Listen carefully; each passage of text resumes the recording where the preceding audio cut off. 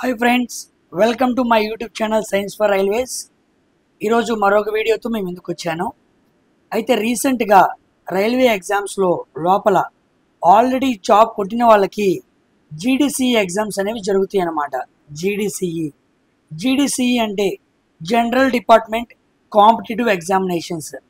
Already ఉద్యోగం కొట్టిన వాళ్ళకి లోపల నోటిఫికేషన్ పడింది అన్నమాట. అయితే రీసెంట్గా ఆర్ఆర్బి గ్రేడ్ 1 డిగ్రీ లెవెల్కి సంబంధించిన ఎగ్జామ్ పేపర్ అనేది జరిగింది. ఆ సంబంధించిన చెన్నై జోన్ పేపర్ అనేది చాలా కష్టంగా నాకు దొరికింది. సో దాంట్లో ఎటువంటి క్వశ్చన్స్ అనేవి బేసిక్ సైన్స్ అండ్ ఇంజనీరింగ్లో అడిగాడు అనేది ఈరోజు మనం ఆలోచిద్దాం. సో జూన్ 19న basic science, engineering and drawing, దీంట్లో చాలా సెక్షన్స్ ఉంటాయి అన్నమాట. ఇది గ్రేడ్ 1కి సంబంధించిన ఎగ్జామ్ అయినప్పటికీ రేపు మనం రాకపోయే ALP second stage exam same ఇలాగే ఉండిద్ది. సేమ్ ఇదే ప్యాటర్న్ని ఫాలో అయ్యి మన క్వశ్చన్స్ అనేవి వస్తాయి. మనకి బేసిక్ సైన్స్, ఇంజనీరింగ్ అండ్ డ్రాయింగ్లో ఏఎల్పిలో సెకండ్ స్టేజ్లో మనకి డ్రాయింగ్ ఉంది, సింపుల్ మిషన్స్ ఉన్నాయి, ఆక్యుపేషనల్ సేఫ్టీ అండ్ డివైజెస్ ఉన్నాయి, ఎన్విరాన్మెంట్ గురించి అడుగుతాడు, ఐటీ లిటరసీ గురించి అడుగుతాడు, బేసిక్ సైన్స్ గురించి అడుగుతాడు. ఇలాగా 6 సెక్షన్స్లో చాలా వాటి గురించి మనల్ని అడిగే అవకాశం ఉంది. వాటన్నిటినీ మనం ప్రిలిమ్స్ అయిన తర్వాత సెకండ్ స్టేజ్లో చదువుకుంటాం. అయితే ఈ సంవత్సరం ఆ పేపర్ జరిగింది కాబట్టి ఎలాంటి క్వశ్చన్స్ వస్తాయి అన్న ఒక ఐడియా కోసం మీకు ఈ పేపర్ని ఎక్స్ప్లెయిన్ చేస్తున్నా. తెలుగులో ఈ సంవత్సరం 2024 చెన్నైలో కొన్ని 1 వీక్ బ్యాక్ జూన్ 19 అంటే రీసెంట్గానే జరిగిన పేపర్ని ఎవరు డిస్కస్ చేయాల, మనమే తెలుగులో అండ్ ఇంగ్లీష్లో బైలింగ్యువల్గా ఈ పేపర్ని డిస్కస్ చేసుకోబోతున్నాం. కాబట్టి ఈ వీడియో చాలా ఇంపార్టెంట్ అనమాట. సో మీరు విని ఇంకా చాలామందికి పెట్టండి.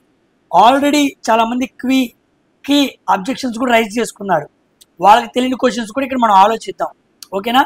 సో లేట్ చేయకుండా RRB grade 1 2024 GDC exam Chennai జోన్లో జరిగిన పేపర్ గురించి మనం మాట్లాడుకుందాం.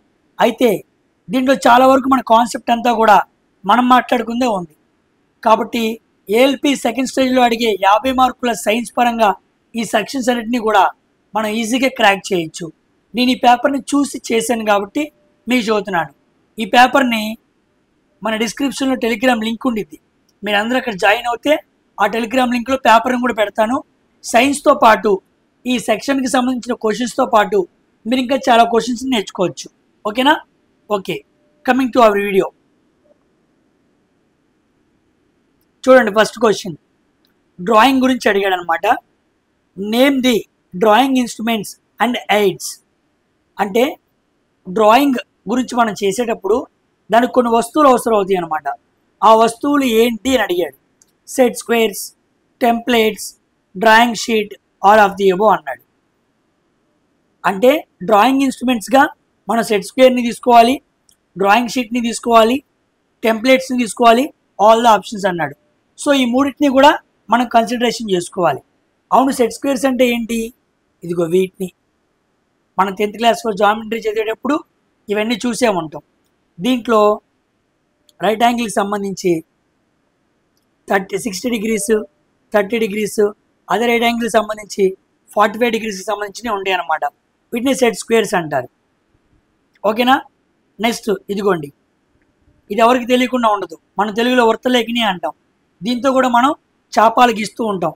వీ కెన్ డ్రా ఆర్క్స్ అనమాట. ఆర్క్ని గీస్తూ ఉంటాం. వీటిని టెంప్లెట్స్ అంటాం. డిఫరెంట్ స్ట్రక్చర్స్ని గీస్తూ ఉండొచ్చు అనమాట. సర్కిల్స్ని, చిన్న సర్కిల్స్ని, ఇలా మనం ట్రెపీజియమ్స్ని, అర్థమైందా, ఇలా ప్యారలోగ్రామ్స్ని, ఇలా టెంప్లెట్స్ అన్నీ కూడా ఈ స్కేల్లో గీస్తూ ఉండొచ్చు అనమాట. దీన్ని మనం డీకోనం అంటాం. ఐడియా ఉండిద్ది, ఓకేనా? ఇక డ్రాయింగ్ షీట్ మనకు తెలిసిందేగా. డ్రాయింగ్ షీట్ మీద ఇవన్నీ మనం పెట్టి గీస్తాం. సో డ్రాయింగ్ ఇన్స్ట్రుమెంట్స్ అని ఏంటి అని బేసిక్ క్వశ్చన్ అడిగాడు అనమాట, ఓకేనా? సో ఆన్సర్ ఏంటి అంటే answer D, all of the options అనమాట. వీటన్నిటిని డ్రాయింగ్ ఇన్స్ట్రుమెంట్స్గా మనం గుర్తించాలి, ఓకేనా? Coming to second question. A flexible curve consist of a lead bar inside rubber which bends continental to draw a smooth curve through any set of points which of the following draw aids this. ఏదేదో అడిగాడని మనం అనుకున్నాం, కానీ ఎటువంటి points ఆగకుండా ఒక ఆర్క్ని గీయటానికి ఏదైనా scale ఉందా అని అడిగాడు. వీటిని మనం తక్కువ మంది చూసుంటాం. అయితే చాలామంది దీన్ని వాడి చేపల్ని డ్రా చేస్తూ ఉంటారు. ఇదిగోండి ఇలా ఆర్క్ని డ్రా చేయాలనుకోండి, మనం దీన్నే వాడుతూ ఉంటాం అనమాట. దీన్నే ఫ్రెంచ్ కర్వ్ అంటారు. ఏంటి? French curve. సో ఎటువంటి మధ్యలో ఆగకుండా ఒక స్మూత్ కర్వ్ని డ్రా చేయడానికి మనకి డ్రాయింగ్లో వాడే ఇన్స్ట్రుమెంట్ ఏంటి అంటే French curve. So option A అనేది ఆన్సర్, ఫ్రెంచ్ కర్వ్. చూసారా, ఇన్స్ట్రుమెంట్స్ మీదే అడుగుతున్నాడు. Next question, third question, according to orthographic projection. మన ఇంజనీరింగ్ డ్రాయింగ్ చదువుకునేటప్పుడు ఎవరికైనా ఐడియా ఉంటే ఆర్థోగ్రాఫిక్ ప్రొజెక్షన్ అని వచ్చింది. ఆ ఆర్థోగ్రాఫిక్ ప్రొజెక్షన్లో the view obtained on the vertical plane and horizontal plane are called. Vertical plane and the horizontal plane are called అన్నాడు. ఇదిగోండి, ఇది ఒక బొమ్మను మనం తీసుకుందాం అనుకోండి. ఇప్పుడు ఈ బొమ్మకి మనం front view, top view, side view చూస్తాం అనమాట. ఫ్రంట్ వ్యూ ఎలా కనపడుతుంది ఏంటి, ఇదిగో చూడండి, దీన్ని ఎలివేషన్ అంటారు. అంటే ఆర్థోగ్రాఫిక్ ప్రొజెక్షన్లో వర్టికల్గా చూసామనుకోండి దాన్ని ప్లాన్ అంటారు. ఏంటి? ప్లాన్. ఇదిగోండి ఈ బొమ్మకి టాప్ వ్యూ చూడండి, ఇదేనా కదా? సో ఇది టాప్ వ్యూ అనమాట. టాప్ వ్యూ అని అనుకున్న దాన్ని ప్లాన్ అన్నాడు. అంటే ఒక ప్రొజెక్షన్లో ఒక బొమ్మని టాప్ వైపు నుంచి చూసామనుకోండి దాన్ని ప్లాన్ అంటారు. మరి ఫ్రంట్ వైపు నుంచి చూసామనుకోండి దాన్ని ఎలివేషన్ అంటారు. ఈ బొమ్మని ఫ్రంట్ వైపు నుంచి చూడండి ఇలాగా, ఇదిగోండి ఇదే మనకు కనపడుతూ ఉండిద్ది. అలా కాకుండా ఈ బొమ్మని వెనకాల వైపు నుంచి చూసామనుకోండి ఎండ్ వ్యూ, దాన్ని ఎండ్ వ్యూ అంటారు. కానీ మనకేం అడిగాడు? వర్టికల్గా అంటే నిలువుగా, హారిజాంటల్గా అంటే అడ్డంగా. సో నిలువుగా, అడ్డంగా మనం చూస్తామే ప్రొజెక్షన్స్, వాటిని ఏ పేరుతో పిలవాలి అన్నాడు. ఇదిగోండి elevation and plan. So option A is answer, elevation and answer. Orthographic ప్రొజెక్షన్లో front view, side view, end view అని 3 వ్యూస్ ఉంటాయి అన్నమాట. ఈ వ్యూస్లో టాప్ వ్యూనేమో ప్లాన్ అని, ఫ్రంట్ వ్యూనేమో ఎలివేషన్ అని, ఎండ్ వ్యూనేమో సెక్షన్ అని పిలుస్తూ ఉంటారు. ఓకేనా? సో ఈ క్వశ్చన్కి ఆన్సర్ ఏంటి అంటే option A, elevation and plan అనమాట.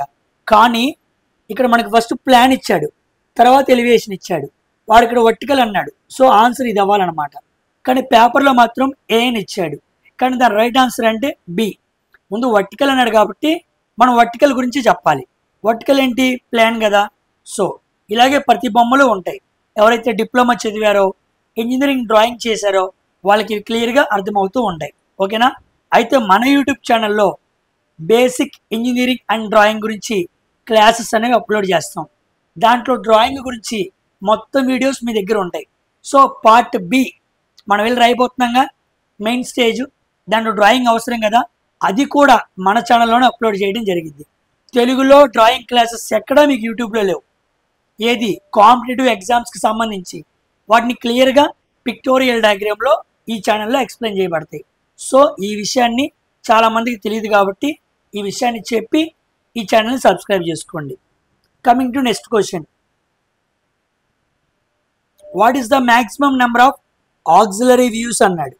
ఆక్సిలరీ వ్యూస్ అనుబంధ వీక్షణాల యొక్క గరిష్ట సంఖ్య అన్నాడు. అంటే ఒక ఆబ్జెక్ట్ని మనం ఎప్పుడైతే చూస్తున్నామో రకరకాల వ్యూస్లో చూడొచ్చు. పర్టికులర్గా ఇది అని చెప్పలేం. యాంగిల్స్ అనుకోండి 360 డిగ్రీస్ యాంగిల్స్, కానీ వ్యూ పరంగా చూసామనుకోండి ఎన్నో వ్యూస్ చూడొచ్చు. కాబట్టి ఇన్ఫినిటీ వ్యూస్లో చూడొచ్చు అనమాట. సో ఆక్సిలరీ వ్యూస్కి ఒక ఆబ్జెక్ట్కి ఆక్సిలరీ వ్యూస్ ఎన్ని ఉంటాయి అంటే ఇన్ఫినిటీ ఉంటాయి. అన్ని రకాలుగా ఒక ఆబ్జెక్ట్ని మన పర్స్పెక్టివ్లో చూడొచ్చు అనమాట. మీకు ముందు వెళ్ళే కొద్దీ కొన్ని పర్స్పెక్టివ్స్ కూడా వస్తాయి. ఇదే పేపర్లో అడిగాడు, ఎక్స్ప్లెయిన్ కూడా చేస్తాను. Coming to next question, the axis of the cylinder or sphere can be denoted by. ఇదిగోండి ఇదే సిలిండర్, ఇలా మనకి సిలిండర్ ఉండిద్ది. ఈ సిలిండర్ని మనం అడ్డుకోత చేయాలనుకోండి ఇలా యాక్సిస్ని గీయాలన్నమాట. So the axis of cylinder or sphere can be denoted by the A లైన్ని? సెంటర్ లైన్ అనమాట. అంటే సిలిండర్ని కట్ చేస్తూ మనం సెంటర్గా గీస్తామే, దాన్నే యాక్సిస్ అనాలి. ఏమనాలి? యాక్సిస్. తెలుగులో అయితే అక్షాన్ని అంటాడు. సో యాక్సిస్ అనమాట. సో సిలిండర్ యాక్సిస్ ఎక్కడ ఉండిద్ది అంటే సెంటర్ లైన్ అనమాట. ఓకేనా? సిలిండర్ షేప్ గురించి కూడా బిట్ అడిగాడు మనల్ని. ఇక నెక్స్ట్ యాంగిల్స్ మీద అడిగాడు. ఒక అల్పకోణం మధ్య కోణాన్ని డాష్ చూపిస్తుంది అన్నాడు. మనకి యాంగిల్స్ ఉంటాయి. ఇంగ్లీష్లో చెప్పాలనుకోండి, acute angle, obtuse angle, right angle, reflex angle, complete angle, ఇలా యాంగిల్స్ ఉంటాయి. ఇక్కడ చూడండి, బొమ్మలో మీకు క్లియర్గా ఎక్స్ప్లెయిన్ చేస్తాను. ఇదిగోండి, స్ట్రైట్ లైన్లో ఉన్న యాంగిల్స్ ఎంత? 180 degrees. 0కి 90 degreesకి మధ్య ఉన్నాయి అనుకోండి, దాన్ని అక్యూట్ అంటారు. ఏమంటారు? అక్యూట్ అంటారు. 90కి 180కి మధ్య ఉందనుకోండి, దాన్ని అబ్ట్యూస్ అంటారు. ఏంటి? అబ్ట్యూస్ యాంగిల్ అంటారు. 90 degrees ఉందనుకోండి, దాన్ని రెక్టాంగిల్ అంటారు. ఏమంటారు? రెక్టాంగిల్. అదే 180 degrees ఉందనుకోండి, దాన్ని స్ట్రైట్ యాంగిల్ అంటారు. ఏమంటారు? Straight angle. ఇలా సర్కిల్ ఉందనుకోండి, దీన్ని ఫుల్ యాంగిల్ 360 degrees అంటారు. ఇదిగోండి, స్ట్రైట్ యాంగిల్ అంటే ఇలా 180 degrees. Reflex angle greater than 180 ఉందనుకోండి, దాన్ని రిఫ్లెక్స్ యాంగిల్ అంటారు. ఫుల్గా ఉందనుకోండి 360 degreesలో, దాన్ని ఫుల్ యాంగిల్ అంటారు. ఇలా ఎగ్జాక్ట్గా 90 degrees ఉంటే రైట్ యాంగిల్ అంటారు. ఇలా యాంగిల్స్ మీద కూడా మనకి బిట్లను అడిగాడు అనమాట. సో వాడు ఎగ్జామ్లో అడిగిన క్వశ్చన్ ఏంటి? Acute angle. అది 0కి 90కి మధ్య ఉండిద్ది. సో 0కి 90కి మధ్య ఆప్షన్ ఇదే కాబట్టి అది యాంగిల్స్ మీద బిట్ అడిగాడు. ఓకేనా? Coming to next question. The lines which never meet are called. కలవని లైన్స్ని ఏమంటారు అన్నాడు. అంటే రెండు లైన్స్ అంట ఎప్పుడు కలవ అంట, వాటిని ఏమంటారు అన్నాడు. వాటిని ఏమంటారు? ప్యారల్ లైన్స్ అంటారు. ప్యారల్ లైన్స్ అంటారు. ఇదిగో లైన్స్ గురించి మీకు క్లియర్గా ఎక్స్ప్లెయిన్ చేస్తా చూడండి. ఇదిగోండి, ఇలా కంటిన్యూస్గా రాసామనుకోండి, దాన్ని లైన్ అంటారు. ఒక పాయింట్ దగ్గర నుంచే రైజ్ అవుతూ వెళ్ళింది అనుకోండి, దాన్ని రే అంటారు. ఒక పాయింట్కి వెళ్ళి ఇంకో పాయింట్కి ఎండ్ అయింది అనుకోండి, దాన్ని సెగ్మెంట్ అంటారు. There is a difference between line, ray, segment. ఇదిగోండి, ఇలా ఉన్నాయనుకోండి పర్పెండిక్యులర్ అంటారు. ఇలా ఉన్నాయనుకోండి ఇంటర్సెక్షన్ అంటారు. ఇలా ఏమాత్రం కలవకుండా ఉన్నాయనుకోండి వాటిని ప్యారల్ లైన్స్ అంటారు. ఓకేనా? వాడు కూడా అది అడిగాడు క్వశ్చన్లో. The lines which never meet. ఇదిగో ఈ లైన్ ఇలా వెళ్ళిపోతూనే ఉండిద్ది, ఎప్పుడు కలవదు. ఈ లైన్ ఇలా వెళ్ళిపోతూనే ఉండిద్ది, ఎప్పుడు కలవదు. ఎప్పుడు కలవని లైన్స్ ఏమంటారు? ప్యారల్ లైన్స్ అంటారు. So answer for this question is parallel lines. Parallel lines అంటారు అనమాట. ఓకేనా? కమింగ్ టు నెక్స్ట్ క్వశ్చన్ చూడండి. A drawing has 1 point perspective when it contains only 1 dash on the horizontal line అన్నాడు. అంటే ఒక డ్రాయింగ్ని మనం చూస్తున్నప్పుడు మనకు ఒక పాయింట్ మాత్రమే కనపడుతుంది అంట. A drawing has 1 point. 1 point perspective. Perspective అంటే చూసే విధానం అన్నమాట. 1 point perspective when contains only 1 dash అన్నాడు. దాని ఆన్సర్ ఏంటి అంటే వానిషింగ్ పాయింట్. ఏంటయ్యా వానిషింగ్ పాయింట్ అంటే? ఈ బొమ్మ చూడండి, డ్రాయింగ్లో ఈ బొమ్మను మనం చూస్తే మీకు క్లియర్గా అర్థమైంది. మనం ఎప్పుడైతే ఇలాంటి బొమ్మను చూస్తున్నామో మనకి ఇక్కడ ఒక పాయింట్ మాత్రమే కనపడుతుంది. అంటే ఒక పాయింట్ని ఆధారం చేసుకొని ఒక డ్రాయింగ్ని గీశారనుకోండి, దాన్ని వానిషింగ్ పాయింట్ అంటారు. మనం ఈ కోణంలో మాత్రమే చూడగలం తప్ప ఇంకో కోణంలో చూడలేం. So only we have 1 point perspective. ఇది ఒక క్వశ్చన్ అదే అన్నాడు. 1 point పర్స్పెక్టివ్గా ఒక డ్రాయింగ్ని మనం చూస్తుంటే ఆ పాయింట్ని ఏమంటారు? వానిషింగ్ పాయింట్ అంటారు. అది ఉన్నట్టే ఉండిద్ది కానీ ఉండదన్నమాట. ఓకేనా? అలాగా పర్స్పెక్టివ్ అనేది మారుతూ ఉండిద్ది. ఇదిగో ఈ బొమ్మను చూడండి, ఇటు పక్క నుంచి చూసేవాడికి ఇది 6 లాగా ఉంది, ఇటు పక్క నుంచి చూసేవాడికి ఇది 9 లాగా ఉంది. ఇది 6 9 వాళ్ళు చూసే విధానం బట్టి ఆధారపడి ఉండిద్ది. ఈ బొమ్మను చూడండి, ఇటు పక్కన కౌంట్ చేసామనుకోండి 1 2 3, ఇటు కౌంట్ చేస్తే 1 2 3 4. వీడు 4 అంటున్నాడు, వాడు 3 అంటున్నాడు. ఏది కరెక్ట్? పర్స్పెక్టివ్ రాంగ్ అనమాట. చూసే విధానం అక్కడ రాంగ్ అవుతుంది. అలాగా చూసే విధానానికి ఒక పాయింట్ని ఆధారం చేసుకుని చూసామనుకోండి, దాన్ని వానిషింగ్ పాయింట్ అంటారు. ఓకేనా? సేమ్ ఇలాంటి క్వశ్చనే ఈ పేపర్లో ఇంకోటి కూడా అడిగాడు. 8వ క్వశ్చన్ చూడండి. Dash is called the angular perspective. ఏమన్నాడు? యాంగులర్ పర్స్పెక్టివ్ అన్నాడు. అంటే ఒక యాంగిల్లో చూసామనుకోండి దాన్ని యాంగులర్ పర్స్పెక్టివ్ అంటారు. దానికి 2 పాయింట్స్ ఉండాలి. సో 2 పాయింట్ పర్స్పెక్టివ్ని ఏమంటారు? యాంగిల్ అంటారు. ఇదిగో చూడండి, నేను ఇటు నుంచి చూస్తున్నాను, నాకు ఇటువైపు ఒక లైన్ కనపడుతుంది, ఇటువైపు ఒక లైన్ కనపడుతుంది. ఇలాంటి మనకి బిల్డింగ్స్ సెంటర్స్ దగ్గర, జంక్షన్ల దగ్గర కనపడుతూ ఉంటాయి. అంటే ఈ బజార్కి గుమ్మం ఉండిద్ది, ఆ బజార్కి గుమ్మం ఉండిద్ది అనమాట. దీన్నే 2 పాయింట్ పర్స్పెక్టివ్ లేదా యాంగులర్ పర్స్పెక్టివ్ అంటారు. ఇప్పుడు ఇలా వచ్చింది కదా, యాంగిల్ ఫామ్ అయింది కదా. వానిషింగ్ పాయింట్ అంటే ఒక పాయింటే ఉండిద్ది, కానీ మనం ఇలా చూసామనుకోండి ఒక యాంగిల్ కూడా ఉండిద్ది, కాబట్టి దీన్ని యాంగులర్ పర్స్పెక్టివ్ అంటారు లేదా 2 పాయింట్స్ పర్స్పెక్టివ్. ఈ పాయింట్లో చూడొచ్చు, ఈ పాయింట్లో చూడొచ్చు. సో యాంగులర్ పర్స్పెక్టివ్నే 2 పాయింట్ పర్స్పెక్టివ్ అంటారు. ఓకేనా? ఇది డ్రాయింగ్కి సంబంధించిన క్వశ్చన్ అనమాట. నెక్స్ట్ 9వ question. If a surface is labelled SR20 in a engineering drawing, what does it mean? ఏమంటే బేసిక్స్ అడిగాడండి, డెప్త్ ఎక్కడ అడగలేదు డ్రాయింగ్లో. SR20 పేరులోనే ఉంది, స్పెరికల్ రేడియస్ ఆఫ్ 20 mm. మనం డ్రాయింగ్ షీట్స్ మీద గీసేవన్నీ కూడా ఎంఎంలో గీస్తూ ఉంటాం, మిల్లీమీటర్స్లో గీస్తూ ఉంటాం. మరి ఎస్ఆర్ అన్నాడు, దాన్ని స్పెరికల్ రేడియస్ అంటారు. స్పెరికల్, ఇది స్పియర్, ఇది రేడియస్ అన్నమాట. ఆ స్పెరికల్ రేడియస్లో 20 mm అంటున్నాడు. సో SR20 అంటే ఆ పదానికి అర్థం డ్రాయింగ్లో స్పెరికల్ 20 అని అర్థం అన్నమాట. ఓకేనా? Coming to 10th question. Arc 12, ఇదిగోండి R12 అనే పేరుని ఇంజనీరింగ్ డ్రాయింగ్లో వాడతారు. దాని అర్థం ఏంటి అన్నాడు. ఇదిగో ఆర్ అంటే ఏంటి? ఆర్క్స్. ఆర్ అంటే రేడియస్,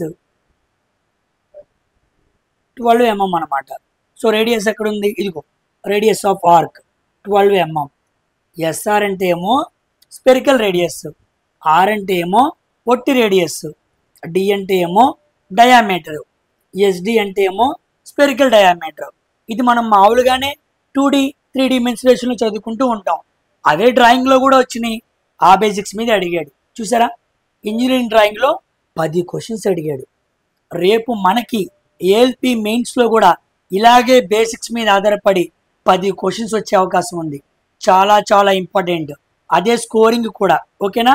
ఈ 10 క్వశ్చన్స్తో ఇక్కడ మనకి ఇంజనీరింగ్ డ్రాయింగ్ కంప్లీట్ అయింది. ఇంక ఈ పేపర్లో ఇంకేం క్వశ్చన్స్ అడిగాడో చూద్దాం. Next question. What is the label colour of water extinguisher? Okay, water extinguishers మనకి తెలుసు కదా, మంటలను ఆపటానికి మనకి సినిమా హాల్స్లో,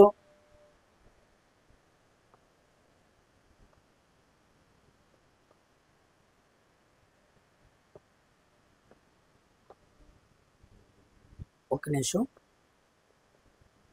సినిమా హాల్స్లో మనకి వాటర్ ఆపడానికి ఇలా మనకి సిలిండర్స్ ఉంటాయి అన్నమాట. చిన్న పైప్ కూడా ఉండిద్ది.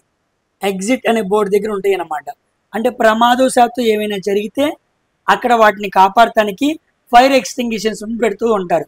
అవి ఏ కలర్లో ఉంటాయి? అందరికీ తెలిసిందే, రెడ్ కలర్లో ఉంటాయి అన్నమాట. రెడ్ కలర్లో ఉంటాయి. మరి ఈ బిట్ దేని నుంచి ఇచ్చాడు? ఎన్విరాన్మెంట్కి సంబంధించి.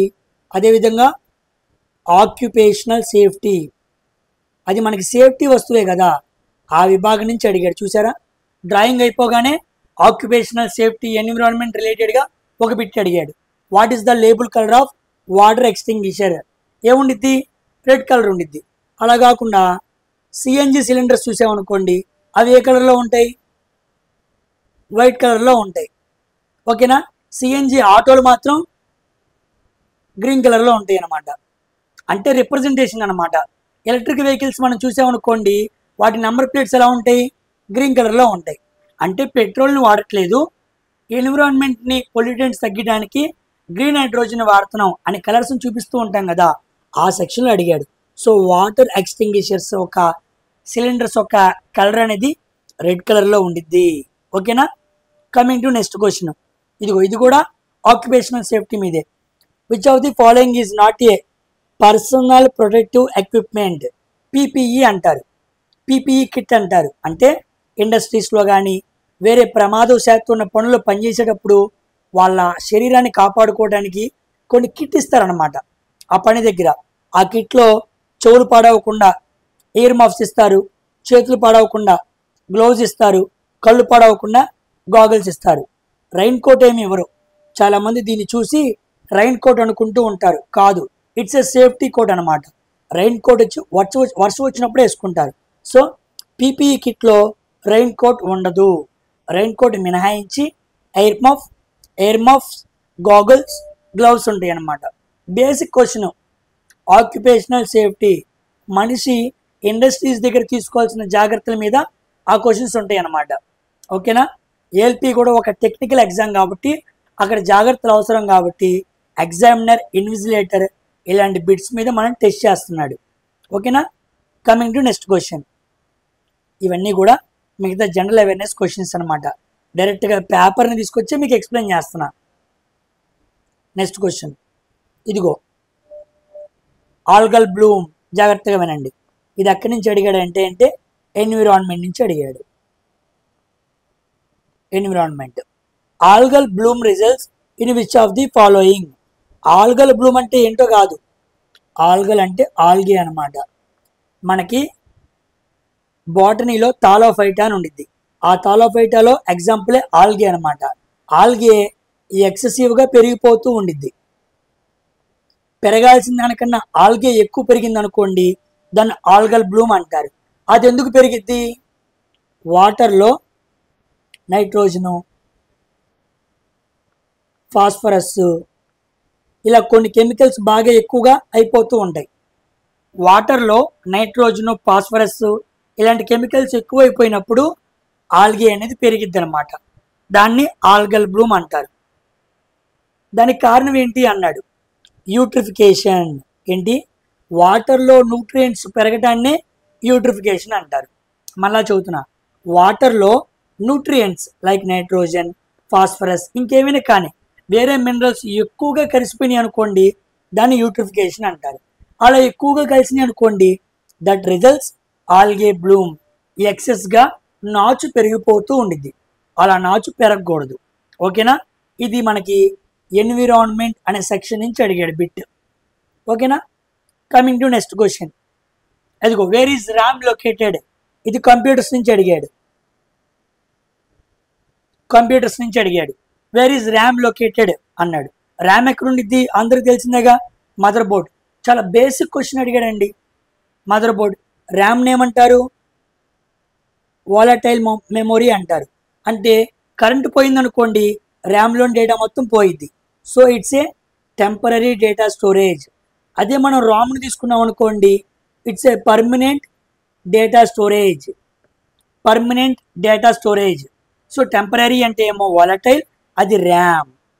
పర్మనెంట్ అంటే నాన్ వాలటైల్, అది రామ్. మనం ఫోన్స్ కొంటూ ఉంటాం కదా, రామ్ చూసుకుంటూ ఉంటాం కదా, అదే ఇదనమాట. వాడు కంప్యూటర్ పరంగా అడిగాడు. ఐటీ లిటరసీ అనే సెక్షన్ కూడా బేసిక్ సైన్స్ అండ్ ఇంజనీరింగ్లో మనకి మెయిన్స్కి ఉంది ఏఎల్పి. అది కూడా మన ఛానల్లో ఎక్స్ప్లెయిన్ చేస్తాం. ఓకేనా. సో కంప్యూటర్ రిలేటెడ్గా ఈ గ్రేడ్ 1 పేపర్లో ఒకే ఒక్క బిట్ అడిగాడు, అది ఇది మాత్రమే. ఓకేనా. Coming to next question. చూడండి, నెక్స్ట్ క్వశ్చన్ ఇది కూడా ఎన్విరాన్మెంటే.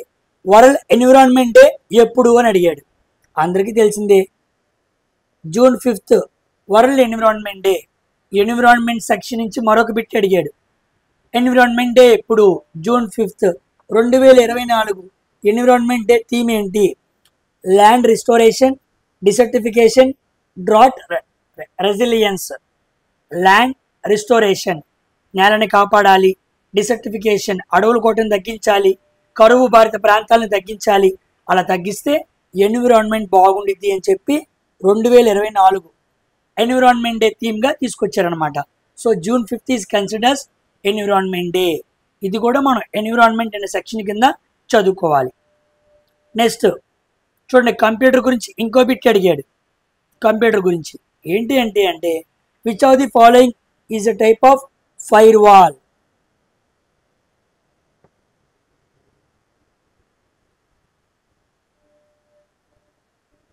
ఒక నిమిషం. ఫైర్ వాల్ అంటే ఏంటని అడిగాడు. అంటే కంప్యూటర్లో మనం ఫైర్ వాల్ అని చదువుతూ ఉంటాం, కానీ చాలామందికి కంప్యూటర్లో ఫైర్ వాల్ అంటే ఏంటో తెలియదు. ఇక్కడ బొమ్మ ఉంది చూడండి క్లియర్గా. అంటే మనం ఎప్పుడైతే ఇంటర్నెట్ నుంచి మన సిస్టంలోనికి కొంత డేటాని మనం ట్రాన్స్ఫర్ చేసుకుంటూ ఉంటామో, అన్వాంటెడ్ ట్రాఫిక్ అనేది చాలా ఎక్కువ వస్తూ ఉండిద్ది అనమాట. అన్వాంటెడ్ ట్రాఫిక్ అనమాట, ఎక్కువ వస్తూ ఉండిద్ది. ఈ అన్వాంటెడ్ ట్రాఫిక్ని తీసేసి మనకు కావాల్సిన డేటాని మాత్రమే మన సిస్టంలోనికి ఇంటర్నెట్ నుంచి ఎక్కించుకోవాలి అంటే మనకి ఫైర్ వాల్స్ ఉండాలన్నమాట. ఒకవేళ ఫైర్ వాల్ లేదనుకోండి, అనవసరమైన చెత్త మొత్తం మన కంప్యూటర్లోనికి వచ్చింది. కాబట్టి ఫైర్ వాల్స్ ఎందుకయ్యా అంటే మనకి కంప్యూటర్లోకి కావాల్సిన డేటాని మాత్రమే పంపించి మిగతా డేటాని ఆపటానికి మనం ఫైర్ వాల్ని ఆపుతూ ఉంటాం. దాంట్లో packet filters, application level gateways, circuit level gateways అని చెప్పి ఈ 3 ఉంటాయి అన్నమాట. సో ఫైర్ వాల్లో మనకి ఏమేమి ఉంటాయి అంటే అన్నీ ఉంటాయి. So all of the options అనేది ఇవ్వండి. ఆల్ ఆఫ్ ది ఆప్షన్స్ అనేది దీనికి ఆన్సర్ అనమాట. ఫైర్ వాల్ అంటే ఏందో అర్థమైందిగా, అన్వాంటెడ్ ట్రాఫిక్ని ఆపేయాలి, వాంటెడ్ ట్రాఫిక్ని మన సిస్టంలోనికి పంపించాలి. ఇలా ఉండటానికి మనకు ఫైర్ వాల్ క్రియేట్ చేసుకుంటూ ఉంటారు. ఓకేనా? యాక్చువల్గా చెప్పాలంటే డేటాని కంట్రోల్ చేసే ఒక సాఫ్ట్వేర్ లాగా అనమాట. Next second question, 17th question, environment గురించి అడిగాడు. మళ్ళీ ఇక్కడ ఎన్విరాన్మెంట్ ఏంటి question? The amount of water or moisture present in the soil. భూమి లోపల సాయిల్, నేల, మట్టిలో కొంత నీరు ఉండిద్ది అనమాట.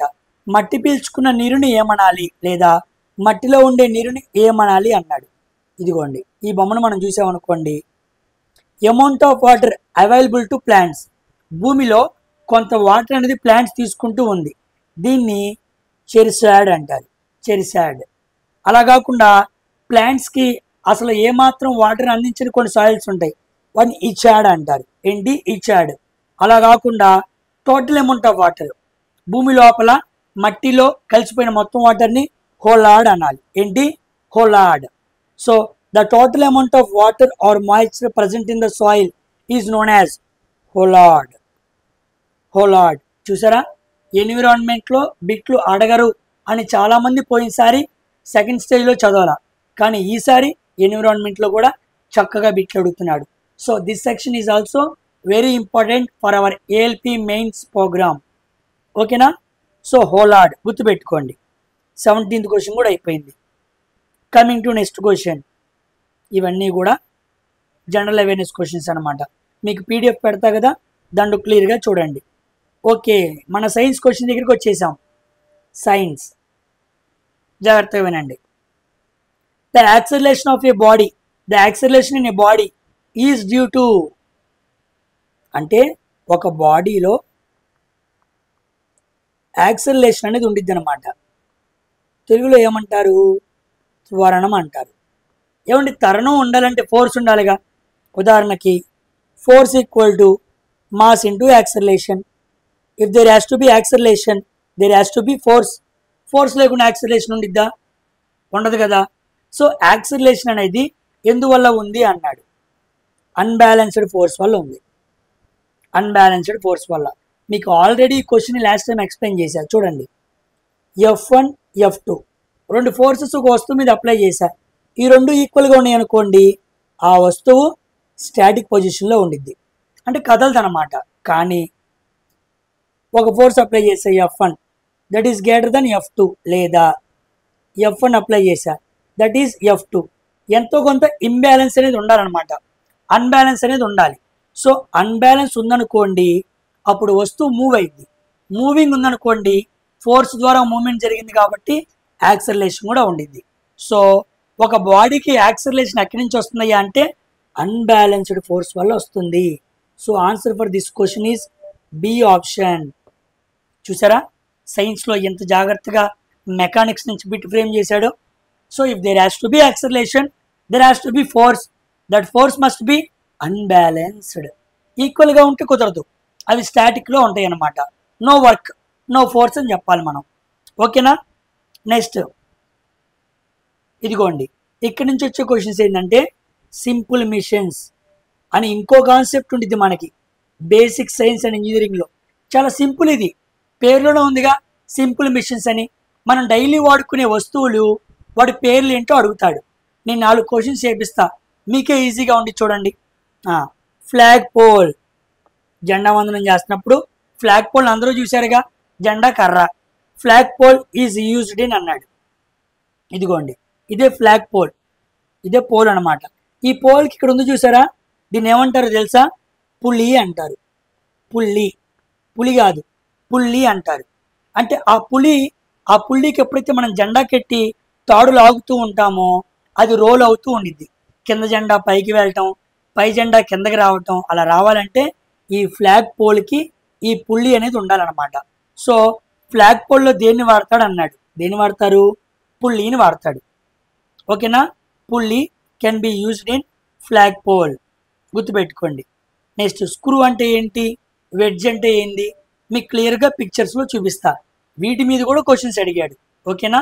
ఈ క్వశ్చన్ మనకి సింపుల్ మిషన్ అనే అండర్ కేటగిరీలో సబ్ కేటగిరీ కింద వస్తుంది అనమాట. Next, very very important 21 question చూడండి. A stone is tied to a spring balance. ఒక స్టోన్ అంట స్ప్రింగ్ బ్యాలెన్స్ కట్టారంట. Under which of the following conditions will the reading on the spring balance shows the least weight. ఒక రాయిని spring బ్యాలెన్స్కి కట్టి ఆ రాయిని తీసుకొచ్చి గాల్లో మోస్తున్నారనమాట. Suspended in air. అలా కాకుండా వాటర్లో పెట్టారనమాట. వాటర్ ఉన్న బేకర్లో పెట్టారు. అలా కాకుండా సగం వాటర్లో పెట్టారు. అలా కాకుండా పూర్తిగా వాటర్లో పెట్టారు. అంటే ఒక బరువైన రాయిని స్ప్రింగ్ బ్యాలెన్స్ అనే వస్తువుతో, మీకు నేను చూపించా స్ప్రింగ్ బ్యాలెన్స్ అంటే ఏంటి అని, ఫోర్స్ను కొలవడానికి వాడతారని చూపించాం కదా. ఇలా ఉండిద్ది అనమాట స్ప్రింగ్ బ్యాలెన్స్. ఇలా చేతితో పట్టుకోవడానికి కింద కొక్కెన్లాగా ఉండిద్ది. ఈ కొక్కెనికి రాయి కట్టారనమాట. అలా కొక్కెని పెట్టుకున్న రాయిని గాల్లో వేలాడదీస్తున్నారు. బేకర్ ఉన్న వాటర్లో పెట్టారు. బేకర్ ఉన్న వాటర్లో పార్షియల్గా పెట్టారు. బేకర్ ఉన్న వాటర్లో పూర్తిగా పెట్టారు.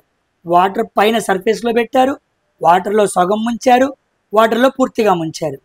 ఇలా ముంచినప్పుడు ఈ 4 కండిషన్స్లో ఏ టైంలో ఆ రాయి తక్కువ బరువు చూపించింది అన్నాడు. అంటే బరువు మోస్తున్న ఆ స్ప్రింగ్ బ్యాలెన్స్తో ఉన్న రాయిని నీళ్ళలో ముంచితేనా, నీళ్ళపైన పెడితేనా, నీళ్ళలో సగం పెడితేనా, గాల్లో ఏలాడదీస్తేనా అని అంటే బాగా గుర్తుపెట్టుకోండి, కంప్లీట్గా సబ్మెర్జ్ చేయాలి. ఒక వస్తువుని నీళ్ళలో ముంచి పైకి లేపామనుకో బరువు ఎక్కువ ఉండిద్ది. అదే వస్తువుని నీళ్ళలో పూర్తిగా ముంచామనుకో బరువు తక్కువగా ఉండిద్ది అనమాట. డెన్సిటీ తగ్గిద్ది అనమాట. డెన్సిటీ తగ్గిందనుకోండి, డెన్సిటీ తగ్గితే ఏ వస్తువైనా తేలిద్ది అనమాట. కాబట్టి తేలిగ్గా ఉండిద్ది. ఒక మనిషిని భూమి మీద ఎత్తుకోవడం కష్టం, నీళ్ళలో ఎత్తుకోవడం ఈజీ. అక్కడ తేలిపాటిగా డెన్సిటీ తగ్గింది కాబట్టి బరువు తగ్గిద్ది. కాబట్టి లీస్ట్ వెయిట్ అన్నాడు కాబట్టి పూర్తిగా మెర్జ్ చేయాలి. ఓకేనా? వాటర్కి ఫిజిక్స్కి ఉన్న రిలేషన్స్లో ఈ బిట్ అడుగుతూ ఉంటాడు. ఇది మనకి ఎక్కడొచ్చిందంటే ఆర్కిమెడిస్ అనే సైంటిస్ట్ ఉంటాడు అనమాట. ఆ ఆర్కిమెడిస్ ప్రిన్సిపల్ దగ్గర మనం ఈ వాటర్కి, సైన్స్కి, వెయిట్కి ఉన్న రిలేషన్స్ని మనం అక్కడ మాట్లాడుకుంటాం. ఓకేనా? నెక్స్ట్, సౌండ్ నుంచి అడిగాడు క్వశ్చన్. సౌండ్ నుంచి తెగ అడుగుతున్నాడు క్వశ్చన్స్, గమనిస్తున్నారా? Identify the unit of measuring speed of sound. Speed of సౌండ్ని కొలవడానికి యూనిట్స్ ఏంటి అన్నాడు. ఇదిగో దానికి ఎగ్జాంపుల్ ఆన్సర్ ఏంటంటే మ్యాక్ అనమాట. మ్యాక్, స్పీడ్ ఆఫ్ సౌండ్ని మ్యాక్లో కొలుస్తారు. అసలు మ్యాక్ అంటే ఏంటి? ఇదిగో velocity of object by velocity of sound. ఏ వస్తువు ఒక సౌండ్ మనం కనుక్కున్నామో ఆ వెలాసిటీ ఆఫ్ ఆబ్జెక్ట్ వేసి కింద సౌండ్తో కంపేర్ చేయాలి. Velocity of object by velocity of sound వేస్తే మనకి మ్యాక్ నెంబర్ వచ్చింది అనమాట. ఈ మ్యాక్ నెంబర్ని పెట్టి మనం స్పీడ్ ఆఫ్ సౌండ్ని చెప్పచ్చు. తెలుసా? మ్యాక్ నెంబర్ 1 ఉందనుకోండి, దాన్ని సోనిక్ అంటారు. మ్యాక్ నెంబర్ <1 ఉందనుకోండి, దాన్ని సబ్ సోనిక్ అంటారు. ఎక్కడో విన్నట్టున్నాయి ఆ పేర్లు. మనం మిసైల్స్ని మాట్లాడుకుంటూ ఉంటాం. Hyper sonic cruise missile, sub sonic cruise missile అని చదువుతున్నారు కదా. ఎలా చదువుతున్నారు? వెలాసిటీ ఆఫ్ సౌండ్ని పోల్చుకొని అవి సౌండ్ ఎక్కువ వెళ్తున్నాయి అనమాట. వెలాసిటీ ఆఫ్ సౌండ్ ఎంతో వాటికన్నా ఎక్కువ స్పీడ్తో వెళ్తున్నాయి. వెలాసిటీ ఆఫ్ సౌండ్ ఎంత? 343 మీటర్ పర్ సెకండ్. దీనికన్నా ఎక్కువ వెళ్ళింది అనుకోండి m>1 ఉందనుకోండి, సూపర్ సోనిక్ అనమాట. Velocity of sound 343 metre per second. దీనికన్నా ఎక్కువ వెళ్తే సూపర్ సోనిక్, దీంతో పాటు వెళ్తే సోనిక్, దీనికన్నా తక్కువ వెళ్తే సబ్ సోనిక్. సూపర్ సోనికా, సబ్సోనికా అని ఎలా చెబుతున్నాం మనం? మ్యాక్ నెంబర్ ఆధారంగా చెబుతున్నాం. So Mach number is a measurement of velocity of sound, that means speed of sound అనమాట. మరి హైపర్సోనిక్ అంటారు. హైపర్సోనిక్ మ్యాక్ నెంబర్ 5 నుంచి 10 మధ్య ఉండిద్ది అనమాట. మ్యాక్ నెంబర్ 1 ఉంటే సూపర్ సోనిక్, 5 నుంచి 10 మంది ఉంటే హైపర్సోనిక్. సోనిక్, సూపర్ సోనిక్ ఈ పదాలన్నీ కూడా మనకి సౌండ్లో వస్తూ ఉంటాయి. ఓకేనా? ఇది సౌండ్ రిలేటెడ్గా అప్లికేషన్ ఓరియంటెడ్లో అడిగిన bit. Coming to next question. Problem అడిగాడు, find the work done. Work done అడిగాడు.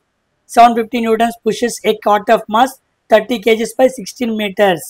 Okay, work done. Work equal to FS cos theta. నన్ను వర్క్ కనుక్కోమన్నాడు. ఎఫ్ ఎంత ఇచ్చాడు? 750 న్యూటన్స్. Mass 30 kgs. దాంతో ఇప్పుడు నాకు పెద్ద ప్రాబ్లం లేదు. 16 మీటర్స్ జరిగిందంట. 16 మీటర్స్ ఓకే, వర్క్ వచ్చేసింది. కానీ అందరూ ఇది మల్టిప్లై చేసి ఆన్సర్ చెప్పేస్తారు. కానీ వాడు చూడు ఏమన్నాడు, కిలో జౌల్స్లో అడిగాడు. కిలో జౌల్స్లో రావాలంటే బై 1000తో డివైడ్ చేయాలి. 0 0 25 3 25 4 4 1 4 4 4 3 12 కిలో జౌల్స్ లేదా 12,000 జౌల్స్ అనమాట. వర్క్ ఫార్ములా తెలియాలి. వర్క్ ఫార్ములా ఏంటి? W equal to FS cos theta. A angle లేదు కదా, అందుకే కాస్ థీటాని వాడలేదు. ఎఫ్ ఇచ్చాడు, ఎస్ ఇచ్చాడు, సబ్స్టిట్యూట్ చేశా. జౌల్స్లో అడగల, కిలో జౌల్స్లో అడిగాడు. క్లియర్గా ఆన్సర్ చేశా. ఏమైనా కష్టం ఉందా? ఫార్ములా తెలుసుకుంటే చాలు, ఈజీగా ఆన్సర్ చేయొచ్చు. ఓకేనా? నెక్స్ట్ కొనండి. The SI unit of weight. చాలామంది కన్ఫ్యూజ్ అవుతూ ఉంటారు. వెయిట్ అనగానే ఏంటి? కేజీస్ పెడుతూ ఉంటారు. మీరు ఇలా అంటే ఇన్సులేటర్ మిమ్మల్ని ఇలా అంటాడు.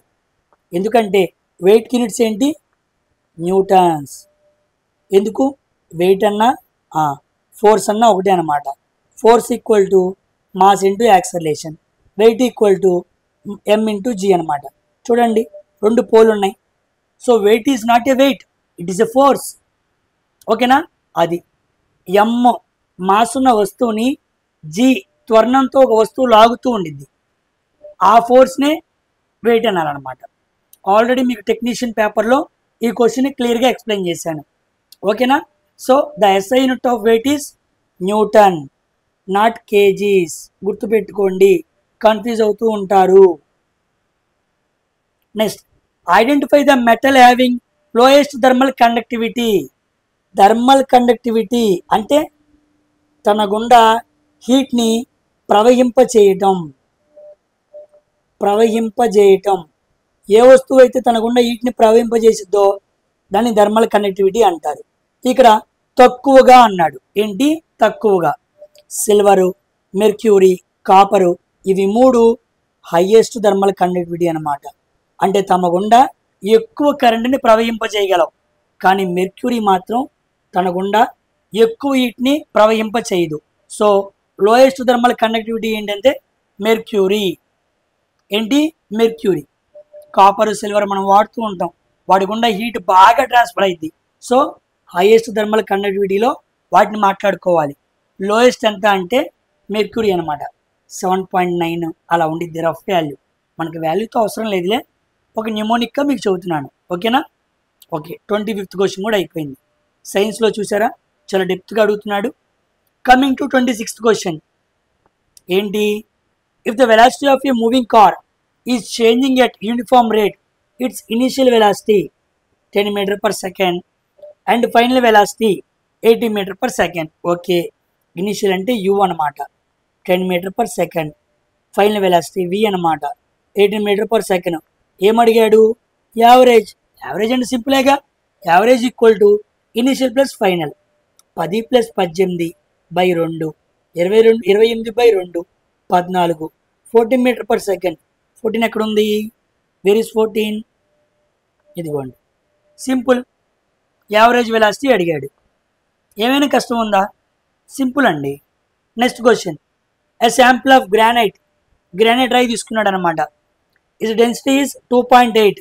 ఓకే, డెన్సిటీ ఆఫ్ గ్రానైట్ ఎంత అంటే 2.8. Density of water 1.0. 1.0. Granite density ఇచ్చాడు, వాటర్ డెన్సిటీ ఇచ్చాడు, స్పెసిఫిక్ గ్రావిటీ అన్నాడు.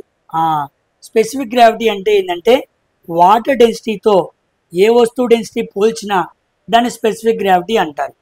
So given density of granite లేదా రాయి లేదా వాటర్ బాటిల్ లేదా ఏదో ఒక వస్తువు given density of object by కింద మాత్రం ఏముండాలి, వాటర్ ఉండాలి. నీటి సాంద్రతతో వేరే వాటి సాంద్రతను పోల్చి చెప్పడాన్నే సాపేక్ష సాంద్రత, స్పెసిఫిక్ గ్రావిటీ అంటారు. సో గ్రానైట్ సాంద్రత ఎంత, 2.8. వాటర్ సాంద్రత ఎంత, 1.0. అంటే 1గా 2.8/1, 2.8. Answer is 2.8. ఎక్కడుంది, ఆప్షన్ బి సాపేక్ష సాంద్రత. క్లియర్గా వచ్చింది చూడండి ఆన్సర్. ఓకేనా. Next 28th question, Joule's law. Very very important. Joule's law. What is Joule's law అంటే ఏమీ లేదు, ఒక సర్క్యూట్ గుండా ఒక సర్క్యూట్ తీసుకోండి, దీని గుండా కరెంటు వెళ్తూ ఉండిద్ది. ఎప్పుడైతే కరెంటు వెళ్తూ ఉండిద్దో హీట్ కూడా జనరేట్ అయింది అనమాట. అంటే ఈ సర్క్యూట్లో రెసిస్టెన్స్ ఉంది, ఈ సర్క్యూట్లో కరెంట్ ఉంది, ఈ సర్క్యూట్లో ఆర్ ఉన్నాయి కదా, టైం అన్నమాట.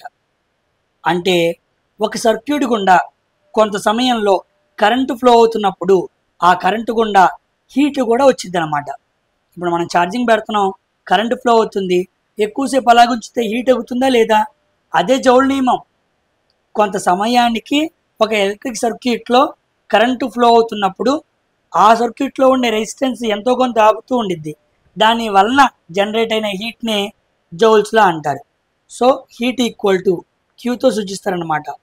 I² current R into T, I² R into tea.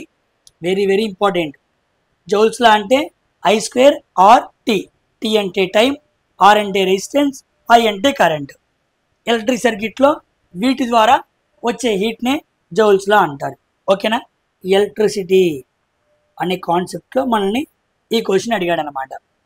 Next question, what is the density of 5 liters of water having mass 5 kg? 5 liters of water having mass 5 kg అన్నాడు. ఏంటి 5 liters of water density అడిగాడు. Mass by వాల్యూమేగా, mass volume. 1 litre అంటే ఎన్ని కేజీలు ఉంటాయి, 1 లీటర్ని కేజీలో చెప్పండి. 5,000 వేసుకో, కింద వాల్యూమ్ని వేసుకోండి, 5,000 వేసుకోవచ్చు, పైన ఇది కన్సిడర్ చేయొచ్చు అనమాట. So density equal to mass by volume. 5 liters of water having mass 5 kg, kg/m³. అంటే density equal to mass by volume. Mass ఎంత ఇచ్చాడు, 5 kg. వాల్యూమ్ ఎంత ఇచ్చాడు, 5 లీటర్లు. అర్థమైందా. లీటర్స్ని కేజీలో మార్చాలి, ఇంటూ 1000 చేయాలి. సో 5 కొట్టేసేయండి, 1000 వచ్చింది. 1000 kg/m³ అనమాట. లీటర్స్ని మనం మార్చుకున్నాం కాబట్టి మీటర్స్, మనకి లీటర్స్ ఇచ్చాడు, మనం మీటర్స్లోకి మార్చుకున్నాం కాబట్టి ఇంటూ 100తో మల్టిప్లై చేసాం. ఓకేనా. So density equal to mass by volume. Mass అంటే ఇక్కడ 5 వచ్చింది, 5/5. మనం ఈ లీటర్స్ని మీటర్స్లోకి మార్చుకోవాలి కాబట్టి ఇంటూ 1000తో మల్టిప్లై చేసాం. 5 కొట్టేస్తే 1000 అనమాట. So answer for this question is 1000. Next 30వ question, the Stefan Boltzmann constant. The Stefan Boltzmann constant is represented by. చాలామందికి తెలియదు ఈ స్టీఫెన్ బోల్ట్జ్మాన్ కాన్స్టాంట్ అంటే ఏంటని. ఇది దేనికి సంబంధించిందంటే రేడియేషన్కి సంబంధించింది. ఇదిగోండి, యు అంటే రేడియేషన్, ఏ అంటే ఏరియా. కొంత ఏరియాలో విడుదలయ్యే రేడియేషన్ అనేది టెంపరేచర్కి 4 రెట్లు, T⁴ అనమాట. Power of the 4 of the టెంపరేచర్కి డైరెక్ట్లీ ప్రొపోర్షనల్గా ఉండిద్ది. అంటే టెంపరేచరు 4 రెట్లు పెరిగి ఉంటే కొంత ఏరియాలో విడుదలయ్యే రేడియేషను దానికి డైరెక్ట్లీ ప్రొపోర్షనల్గా ఉండిద్ది. ఇక్కడ ఆ డైరెక్ట్లీ ప్రొపోర్షనల్ పోవడానికి ఇదిగోండి ఇలా కాన్స్టెంట్తో మల్టిప్లై చేస్తారు, గామా. ఏంటి? గామా అనమాట. సో స్టీఫెన్ బోల్ట్జ్మాన్ కాన్స్టెంట్ని దేనితో చూపిస్తారంటే గామా. ఇది దేనికి సంబంధించిందంటే రేడియేషన్కి సంబంధించింది. సో రేడియేషన్ అంటే యు, ఆ రేడియేషన్ విడుదలైన ఏరియా, దానికి సంబంధించిన టెంపరేచర్. మరి రేడియేషన్ విడుదలైన చోట టెంపరేచర్ ఇంకా ఎక్కువ ఉండిద్ది కదా, అందుకే T⁴ వేసాడనమాట. ఇది వెరీ డెప్త్ క్వశ్చన్ అండి. ఇలాంటి క్వశ్చన్స్ ఎక్కువగా అడగడు, గ్రేడ్ 1 కదా, అందుకే ఇలాంటి క్వశ్చన్ అడిగాడు. ఏఎల్పి సెకండ్ స్టేజ్లో మనకి ఇలాంటి క్వశ్చన్ అయితే రాదు, భయపడాల్సిన పని లేదు. Coming to next question. Problem అడిగాడు. The work done to move a 2 coulombs of charge. Okay, Q ఇచ్చాడు, 2 coulombs ఇచ్చాడు. Through a potential difference of 10 volts, V = 10 volts ఇచ్చాడు. మనకి క్యూ వి ఇచ్చాడు. ఏం కనుక్కోమన్నాడు? Work done. Work done = Q × V. అంటే 2 coulombs ఛార్జ్ని నెట్టడానికి ఎన్ని వోల్ట్స్ కావాలి? 10 volts కావాలి. 2 coulombs ఛార్జ్ని నెట్టడానికి 10 volts కావాలి. సో ఈ వోల్టేజ్ ఛార్జ్ని నెట్టిందిగా, డిస్ప్లేస్మెంట్ జరిగిందిగా. ఇది ఎలా ఉంది? W = Fs లాగా ఉంది చూడండి. ఇది ఎలక్ట్రిసిటీలో ఇలా మాట్లాడతాం అన్నమాట. సో W = Q, 2, వోల్టేజ్ 10, ఎంత? 20, వర్క్ కదా, జౌల్స్. 20 joules అనమాట. ఆన్సర్ ఏది? 20 joules. ఓకేనా? సో W = Q × V అనే ఈ ఫార్ములా తెలియాలన్నమాట. ఇది మనకి ఎలక్ట్రిసిటీలో వచ్చింది. ఓకేనా? Next question very very important, compulsory question అడుగుతాడు. మన ఇంట్లో వాడతాం చూసారా యూనిట్స్, కరెంట్ యూనిట్స్, వాటిని ఇంకో పేరుతో ఏమంటారు తెలుసా? కిలో వాట్ అవర్ అంటారు. మీ ఇంట్లో ఎన్ని యూనిట్లు కాలింది అని అయినా అనొచ్చు, మీ ఇంట్లో ఎన్ని కిలోవాట్ అవర్లు అని కాలింది అని కూడా అడగచ్చు అనమాట. ఇప్పుడు అలాంటిది అడిగాడు. ఒకరి ఇంట్లో ఎలక్ట్రిక్ హీటర్ ఉందంట, దాని రేటింగ్ 1000 watts అంట. దాన్ని రోజుకి 20 గంటలు, అలా 5 రోజులు వాడాడు. ఎంత ఎలక్ట్రికల్ ఎనర్జీ కన్జ్యూమ్ అయింది, లేదా ఎన్ని యూనిట్స్ కన్జ్యూమ్ అయినాయి అని అడిగాడు. ఎంతంట? ఫస్ట్ 1000 watts అంట. ముందు ఇచ్చిన 1000 watts దేంట్లో మార్చుకోవాలి? కిలో వాట్స్లో మార్చుకోవాలి. కిలో వాట్స్లో మార్చుకోవాలంటే 1000తో డివైడ్ చేయాలి. 1000/1000, 1 వచ్చింది. 1 కిలోవాట్. ఎన్ని అవర్స్? 20 hours. ఎన్ని డేస్? 5 days, 5 రోజులు. 100 కిలోవాట్ అవర్ అనమాట. 100 ఎక్కడుంది? ఇదిగో 100 కిలోవాట్ అవర్. 100 కిలోవాట్ అవర్ అయినా అనొచ్చు, లేదా 100 యూనిట్స్ అని కూడా అనొచ్చు. అంటే ఒక ఇంట్లో 1000 watts ఉన్న ఎలక్ట్రిక్ హీటర్ని 20 గంటల పాటు 5 రోజులు వేస్తే, డైలీ 5 రోజుల పాటు రోజుకు 20 గంటలు వేసారనుకోండి, 100 యూనిట్లు కాలిద్దంట. అది కాబట్టి దీని ఫార్ములా ఏంటంటే kilowatts into hours into days అనమాట. కిలోవాట్స్ ఉన్న వాట్స్ని కిలోవాట్స్లో మార్చుకున్నాను, అవర్స్తో మల్టిప్లై చేశాను, డేస్తో మల్టిప్లై చేశాను, సింపుల్గా వచ్చేసింది అనమాట. దీన్ని యూనిట్స్ కొనుక్కోవడానికి ఎలక్ట్రిసిటీ అనే యూనిట్లో వాడుతూ ఉంటారు. Very very important. మనం ప్రాబ్లమాటిక్ సెక్షన్ వచ్చినప్పుడు తప్పనిసరిగా దీని గురించి మాట్లాడుకోవాలి. ఓకేనా? Coming to next question. మొన్నే చెప్పాను దీని గురించి మీకు. What is the SI unit of surface tension? What is the SI unit of surface tension? దీని తెలుగులో తలతన్నిత అంటారు. ఎక్కడ చెప్పాను? వాటర్ డ్రాప్స్ స్పెరికల్ షేప్లో ఉండటానికి కారణం ఏంటి అంటే సర్ఫేస్ టెన్షన్. దానికి ఫార్ములా ఏంటి? ఫోర్స్ బై లెంత్ అనమాట. చూడండి, pressure = force by area, N/m². ఓకేనా? బాగా గమనించండి. ఫోర్స్ బై లెంత్ వేసామనుకోండి, Nm/m వచ్చింది. అది సర్ఫేస్ టెన్షన్కి యూనిట్స్ అనమాట. కానీ pressure = force by area, Nm/m². Pressure అది పాస్కల్ అనమాట. ప్రెజర్ అంటే ఏమో Nm/m², సర్ఫేస్ టెన్షన్ ఏమో Nm/m. కన్ఫ్యూజ్ అవ్వద్దు, చాలామంది కన్ఫ్యూజ్ అవుతూ ఉంటారు. ఇప్పుడు సర్ఫేస్ టెన్షన్ అన్నాడు. సర్ఫేస్ టెన్షన్ ఎక్కడుంది? Nm/m. ఇదిగోండి, బి ఆప్షన్, Nm/m అనమాట. ఓకేనా? Next question, the resistance of a conductor depends on, చాలాసార్లు చెప్పాను మీకు క్వశ్చన్. రెసిస్టెన్స్ కనుక్కోవడానికి ఫార్ములా ఏంటి? R equal to rho L by A. R equal to rho L by A. R అంటే resistance, మరి rho అంటే రెసిస్టివిటీ, ఎల్ అంటే length, A అంటే ఏరియా. ఈ క్యాపిటల్ ఆర్ అనేది ఈ మూడిటి మీద ఆధారపడింది. ఇప్పుడు ఆప్షన్స్ చూద్దాం. ద రెసిస్టెన్స్ అంటే capital R of the conductor depends upon, length మీద అయింది. నేచర్ ఆఫ్ ది మెటీరియల్, దాన్నే రెసిస్టివిటీ అంటారు. ఏరియా ఆఫ్ క్రాస్ సెక్షన్, మూడిటి మీద ఆధారపడుతుంది కదా. So all the options formula చూసి చెప్పేయచ్చు. Rho capital R equal to rho L by A. Rho అంటే రెసిస్టివిటీ, దీన్ని నేచర్ ఆఫ్ మెటీరియల్ అంటాడు. ఇదిగో ఇక్కడ మనకు అలాగే ఇచ్చాడనమాట. కాబట్టి రెసిస్టెన్స్ అనేది ఈ మూడు ఫ్యాక్టర్స్ మీద ఆధారపడిద్ది. Coming to next question, voltmeter. Voltmeter ద్వారా ఏం కొలుస్తాం? వోల్టేజ్ని కొలుస్తాం. వోల్టేజ్ని దేంట్లో కొలుస్తాం? వోల్ట్స్లో కొలుస్తాం. ఇందాకే మాట్లాడుకున్నాం, W equal to Q into V. W by Q equal to V, ఇది వోల్టేజ్కి ఒక formula. V equal to IR, ఇది వోల్టేజ్కి ఇంకో ఫార్ములా. డబ్ల్యూకి ఇచ్చినప్పుడేమో ఇది వాడాలి, ఐఈఆర్ ఇచ్చినప్పుడేమో ఇది వాడాలి.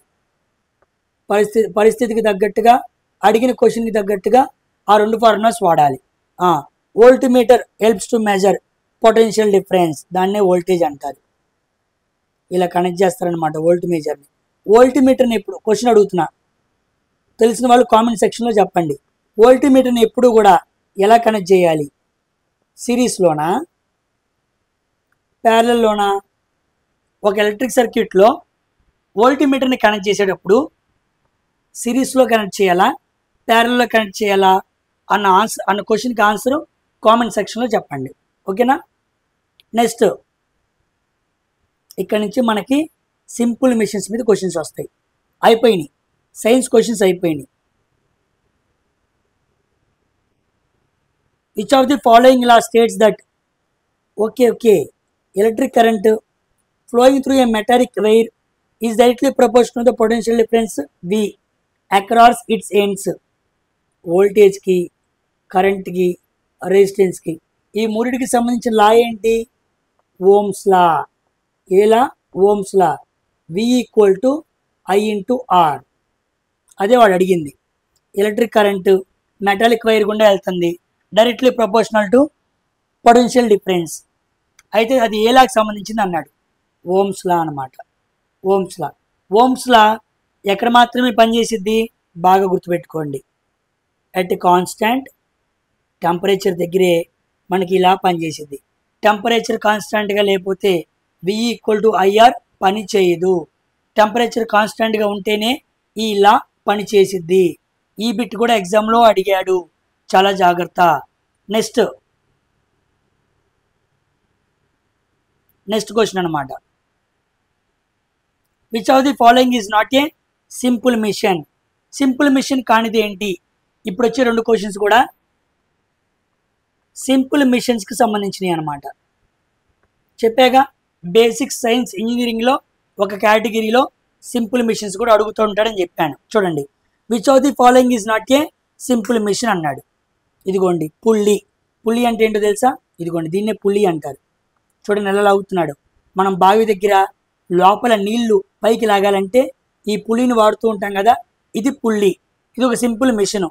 నెక్స్ట్ లివర్, ఇదిగో దీన్ని లివర్ అంటారు. చూపిస్తా ఉండండి మీకు. ఇదిగో దీన్నే లివర్ అంటాడు. ఇది చూసారా, ఇక్కడ మనం బరువు ఎక్కువ పెట్టాం, చూసారా కిందకి పడిపోయింది. దీన్ని లివర్ అంటారు. మనం పార్కుకి వెళ్ళినప్పుడు చిన్నపిల్లలు ఆడుకుంటూ ఉంటారే, ఇది సింపుల్ మిషన్ అనమాట. తక్కువ బరువు పెడితే తేలిద్ది, ఎక్కువ బరువు పెడితే కిందకు పడిపోయిద్ది. దీన్ని లివర్ అంటారు. ఇది కూడా ఒక సింపుల్ మిషనే. నెక్స్ట్ వెడ్జ్, ఇదిగో వెడ్జ్ అంటే ఇది. రెండు చక్కని బద్దలు చేయాలనుకోండి, ఇలా ఉండి చూసారా షేప్లో, అర్థమైందా? మనకు వడ్రంగి మేస్త్రి దగ్గర కనపడుతూ ఉండిద్ది అనమాట. ఓకేనా? దీన్ని వెడ్జ్ అంటారనమాట. సో వెడ్జ్ అనేది పుల్లి అనేది లివర్ అనేది ఈ మూడు కూడా సింపుల్ మిషన్స్. రిఫ్రిజిరేటర్ అనేది సింపుల్ మిషన్ కాదు. అది చాలా కాంప్లెక్స్ మిషను. ఇవి డైలీ వారీగా మన పనిలో వాడుతూ ఉంటాం. సో వెడ్జ్ అయినా, ఈ పుల్లి అయినా, అదేవిధంగా ఈ లివర్ అయినా, నెక్స్ట్ ఇక్కడ స్క్రూ చూడండి, ఇది కూడా, ఇవన్నీ కూడా సింపుల్ మిషన్స్ అనమాట. Next question, a grooved wheel with a rope around it is అన్నాడు. ఏదో అనుకుంటున్నారు ఆ క్వశ్చన్ చదివి, ఏమీ లేదు. చుట్టూ తాడు కట్టిన గ్రూప్డ్ వీల్ని ఏమనాలి అన్నాడు. ఇదిగోండి, చుట్టూ తాడు కట్టాం కదా ఇక్కడ, ఇదిగోండి ఇది తాడు, ఇది ఒక వీల్ అనమాట. ఒక వీల్కి తాడు కట్టాం, దాన్ని ఏమనాలి? పుల్లి అనాలి. ఒక వీల్కి తాడు కట్టి లాగటానికి వదలటానికి వీలుగా ఒక చిన్న మిషన్ తయారు చేసాం, దాన్ని ఏమంటారు? పుల్లి అంటారు. So a grooved wheel with a rope around it is called pulley. Answer A is right for this question. చూసారా, ఇలా సింపుల్ మిషన్స్ ఇచ్చేసి అవి ఏంటి అని అడుగుతాడు. ఈ స్క్రూ కానీ, ఈ వెడ్జ్ కానీ, ఈ లివర్ మిషన్స్ కానీ, అదేవిధంగా ఈ పుల్లి కానీ, ఇవన్నీ కూడా సింపుల్ మిషన్స్ అన్నమాట. సింపుల్ మిషన్స్ అనే యూనిట్ మనకుంది. ఇవన్నీ కూడా ఆర్ఆర్బి గ్రేడ్ 1 అనే ఎగ్జామ్లో అడిగాడు. టెక్నీషియన్కి సంబంధించిన గ్రేడ్ 1లో ఈ కాన్సెప్ట్స్ అన్నీ ఉన్నాయి, అందుకే వీటిని అడిగాడు. ఓకేనా? సో మనం ఈచ్ అండ్ ఎవ్రీ కాన్సెప్ట్ని మనం మాట్లాడుకున్నాం. మీకు ఆల్రెడీ చెప్పాను, ఈ పేపరు చాలా కష్టపడి నాకు దొరికింది. దొరికిన వెంటనే మీకు వీడియో చేసి క్లియర్గా పిక్చర్స్ పెట్టి మరి మీకు నేను డ్రాయింగ్ ఎక్స్ప్లెయిన్ చేశాను. డ్రాయింగ్ మీద క్వశ్చన్స్ ఉన్నాయి, సింపుల్ మిషన్స్ మీద క్వశ్చన్స్ ఉన్నాయి, occupational safety, PPE kits questions ఉన్నాయి, ఎన్విరాన్మెంట్ మీద ఉన్నాయి, బేసిక్ సైన్స్ మనం మాట్లాడుకుంది ఉంది, ఐటీ లిటరసీ, ఫైర్ వాల్ అని చదువుకున్నాం కదా. చూసారా, ఈ 6 సెక్షన్స్ మీద అడిగాడు. రేపు ఈ సెక్షన్స్ మీదే ఏఎల్పి మెయిన్స్లో బేసిక్ సైన్స్ అండ్ ఇంజనీరింగ్లో 50 మార్కులు రాబోతున్నాయి. This section is going to decide whether you get a job or not. మనకి జాబ్ వచ్చిద్దా లేదని చెప్పే సెక్షనే ఇది. ఎందుకంటే మెయిన్స్లో 25 arithmetic, 25 reasoning, 50 basic science and engineering అనమాట. దీంట్లో డ్రాయింగ్ ఉంది, అన్నీ ఉన్నాయి. ఈ సెక్షన్స్ అన్నిటినీ ఒక్కొక్క వీడియోగా మన యూట్యూబ్ ఛానల్లో అప్లోడ్ చేస్తా, విత్ ఫ్రీ ఆఫ్ కాస్ట్. ఏమీ లేదు, ₹1 లేదు, అన్నీ అప్లోడ్ చేస్తా. జాగ్రత్తగా విని నేర్చుకొని ఎగ్జామ్స్ని క్రాక్ చేయండి. నాకు కావాల్సింది ఒకటి, ఈ ఛానల్ని సబ్స్క్రైబ్ చేసుకొని కావాల్సినంత రీచ్ ఈ ఛానల్ అందించాలి. రేపు రైల్వే ఎగ్జామ్ స్టార్ట్ అయ్యే లోపు ఈ ఛానల్ అందరికీ తెలిసి దీని ద్వారా వాళ్ళు లబ్ధి పొందుకోవాలి. అందుకనే ఈ ఛానల్ స్టార్ట్ చేయడం జరిగింది. సో నాకు జాబ్ వచ్చినా సరే ఆ జాబ్ చేసుకుంటూ నా తర్వాత వచ్చే నిరుద్యోగులకి, తెలుగులో ప్రిపేర్ అయ్యే వాళ్ళకి ఉపయోగపడాలని చెప్పి నా నాలెడ్జ్ని షేర్ చేస్తున్నాను. ఈ అవకాశాన్ని సద్వినియోగపరచుకోండి, అందరికీ షేర్ చేయండి. ఇంకా ఏఎల్పి పేపర్స్ రాబోతున్నాయి, ఎన్టీపీసీ పేపర్స్ రాబోతున్నాయి. అలా వచ్చి జీడీసీలో అడిగిన ప్రతి పేపర్ నా దగ్గరికి రాగానే ఆ పేపర్ని సైన్స్ పరంగా నేను ఎక్స్ప్లెయిన్ చేసుకుంటూ వెళ్తా. ఆ మిగతా సెక్షన్స్ మీకు ఎలా ఉన్నాయని తెలియాలనుకుంటే మన టెలిగ్రామ్ ఛానల్లో లింక్ ఉంది, కింద డిస్క్రిప్షన్లో లింక్ ఉండిద్ది, దాంట్లోకి వెళ్ళి మీరు జాయిన్ అవ్వండి. అక్కడ ఆ పీడిఎఫ్ని పెడతా. ఓకేనా? Thank you for watching this video. Thank you very much. Bye. Don't forget to subscribe my channel. Bye.